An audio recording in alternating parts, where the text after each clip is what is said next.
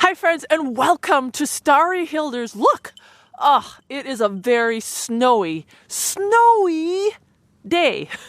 And it's not stopping. It has been snowing all morning, which makes for a great video because this is a subject I haven't even talked about, and I can't believe it. And it is snow removal on your homestead. Yeah, snow removal. You know, sometimes you think about snow removal as a no-brainer. If you live in an area where there's winter, you know all about snow removal, right?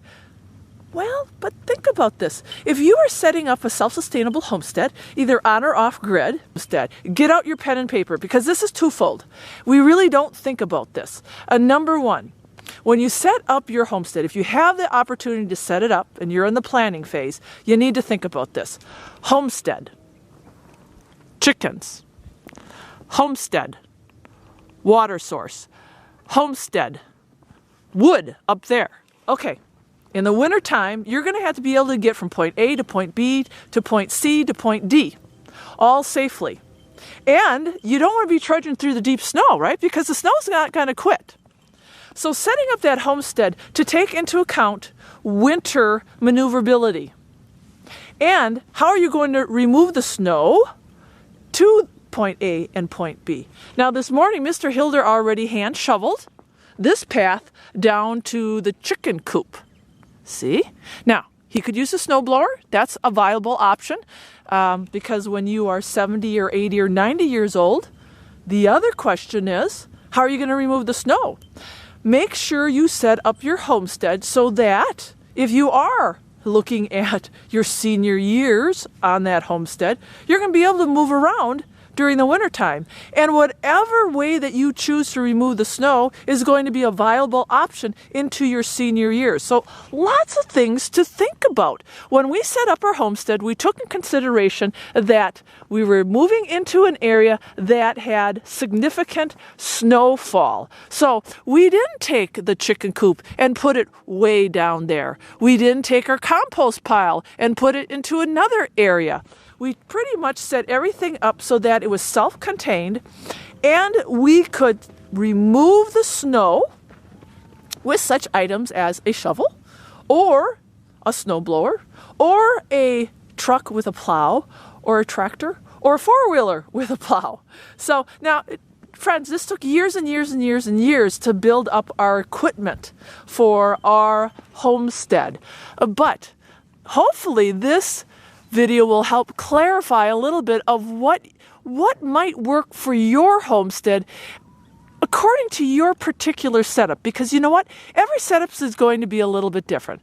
But as we come up here, we're going to talk to Mr. Hilder about this. Just remember, getting from point A to point B during the wintertime is something that needs to be addressed. Where are you going to put your wood? Where are you going to keep your coop? How are you going to get out of your driveway?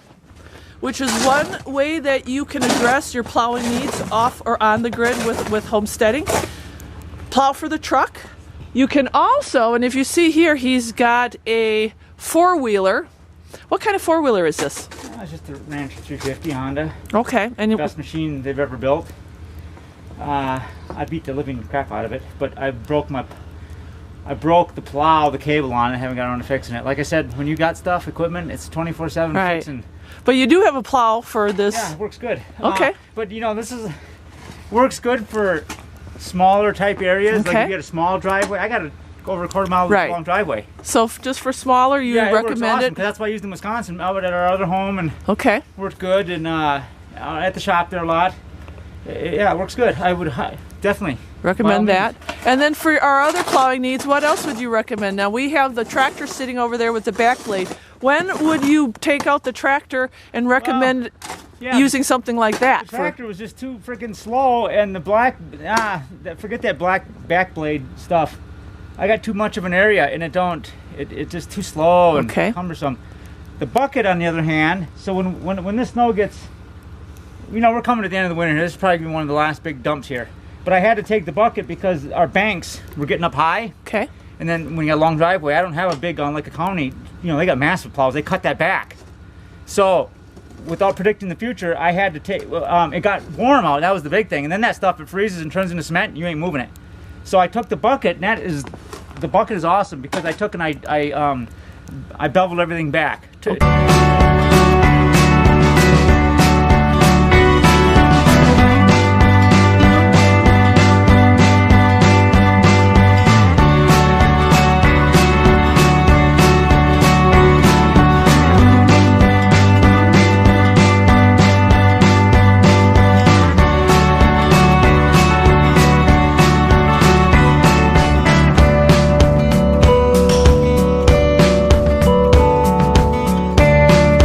A few hours, but I got everything all cleaned up, ready for this again, for this type of stuff. So the tractor is still usable for it's a multi-purpose unit, but specifically for snow plowing, no.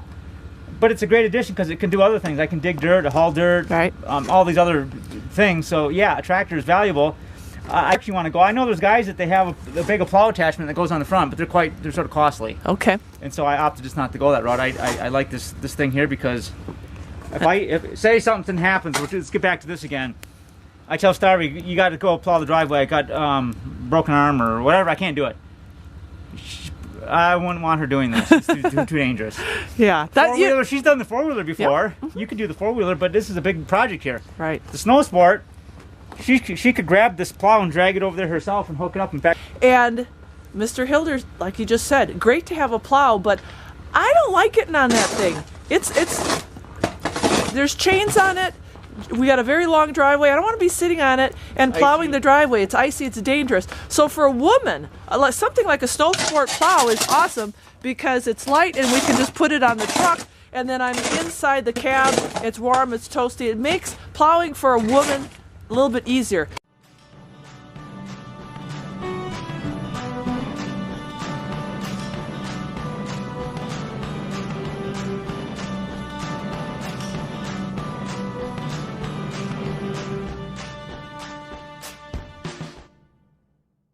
But here's some other things to think about. If I only had to pick one thing, okay, you can only pick one thing, and that's it. Okay. I would pick the 4-wheeler with the plow. Oh. Because the 4-wheeler is multi-use too. I use it a lot for hunting. Ah. I can use it for. I got a trailer down there. I use it for pulling wood. I can drag trees out of the woods with it. Yeah, he's got a trailer. Tractor, you can, but not in our terrain, this mountain terrain. But out in farm country, flatter terrain, tractor, yeah. But if I had to pick one thing. Mm-hmm. This would be my workhorse right here. Okay. I'd get a plow for that baby and do that. That's good. So, all right. Pros and cons, you know. All right. And then we have the shovel for snow removal too. This is the most dependable. You got it. Even with the broken handle. Look, he put I'm trying to think how I did black that. duct tape on it. Well, yeah, because it's sharp. What happened to the rest of it? I'm not sure. I was using it probably to pry something. And then just real quickly now, our snowblower is broke, but Mr. Hilder, just tell them about a snowblower. What do you think about a snowblower? You know, it's a specific piece of equipment. You can't use it for hunting. You can't use it for going to town or nothing like that. Right. But depending on your situation, if you've got like a farm and you've got buildings and tight quarters and stuff, it's great for back at our house in Wisconsin. We could snow blow. I had a lot of tight areas, and then it gets the snow away because I had two buildings close to each other. Right. And where do you shovel the snow to? Mm-hmm. So everything's got its application. You got to decide for the cost and what you're going to use it for. Right. Exactly. And, exactly. You know, a woman can use that. I mean. Oh yeah, I used it. Yeah. It's cool. So. Yeah, Starry used it. I used a lot of these snow removal devices. And you got to look at the snowfall in your area. That's the other big thing. If you're in like northern Wisconsin at the snow belt, you better have some heavy duty snow equipment. Yeah. You know, every situation is a little different. If you're down south where you're not going to get a lot of snow, you just need simple. Yep.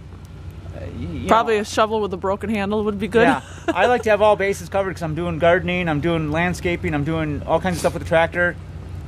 I felt the snow sport was a good investment because it's quick. And I'm starting up here. Yeah.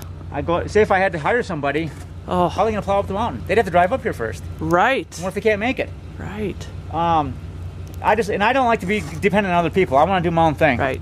So if one thing breaks, I got a backup plan, yada yada. Continues to fall. Remember, snow removal, couple essential items. You need to have a shovel. That'd be good. hopefully not with a broken handle. Four-wheelers with a plow, awesome for small areas. Trucks with a plow, awesome for long driveways, bigger areas. And tractors with setting up the homestead so that you are prepared for winter. Putting your chicken coop where you can get to it in the wintertime. Your wood where you can get to it in the wintertime. Your driveway? Even your driveway. Think about how you're going to get in and out. All essential things to remember before you even consider that homestead. Because why? Why is Starry talking about this? Because I want you to be successful and not have to live through trial and error. Because you know what? Trial and error isn't so fun. And if you want more information, if you are yearning to learn more, you think this homesteading is awesome and you want to dive on in, or you just want to get your feet wet, remember the Great Appalachian Homesteading Conference. We are having so many experts in so many different areas to be there to teach you, to show you new skills, lecturing, classes, hands-on stuff. Ooh, and great sponsors who are there to make your homesteading experience easier. You know, Slogger is going to be there. Love my Sloggers. That's what you're going to be wearing on your homestead. They're waterproof. There's just Lodge cast iron. Dutch oven. How did I survive off the grid? Dutch oven cooking. We didn't have any propane. We didn't have a stove. I did Dutch oven cooking. All season solar cookers. When you don't have propane, when you don't have electricity, an all season solar cooker rocks. So there's going to be so much there to experience and come away with a great empowerment of information that will only improve your homestead. So don't forget about it. All right, there we go. It's not going to stop snowing, is it? Mr. Hilder, we got to shovel some more. All right, God bless. See you friends later.